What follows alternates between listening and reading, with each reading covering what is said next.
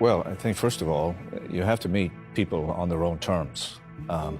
There's no point talking to modern society with stories from a past that's 50 years ago, which we've done a lot of. I think it's very easy, in fact, to bring this message to the broad masses.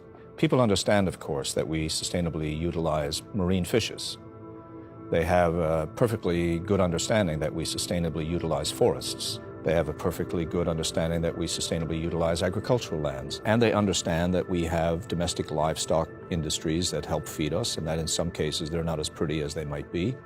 There is a lot of common ground to begin a discussion with people in the middle, so to speak, around this issue. But you always begin with a story that they understand. So when I have those conversations, that's where I begin, because almost everybody has eaten codfish, or they've eaten bass, or they've eaten some fish from the ocean that has been harvested, and they understand sustainability.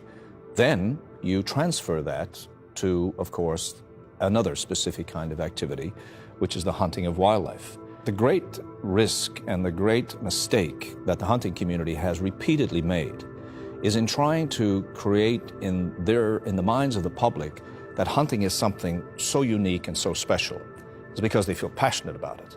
In actual fact, what we ought to be explaining to people that it is one reflection of an ongoing process of human engagement with nature that everybody is already involved in, because they eat fish, because they consume firewood. And if you introduce the human element, the livelihoods of people, whether it's rural Texans or whether it's rural Newfoundlanders, or whether it's somebody living in Botswana or Tanzania or South Africa or whatever the circumstance might be, when you also make the tie that this sustainable use not only has benefits for protecting wildlife habitat and wildlife itself, but it also has these enormous benefits that flood out over the lives of human beings, who we hopefully are all concerned about, then I think the discussion flows quite smoothly. I've never had a difficulty.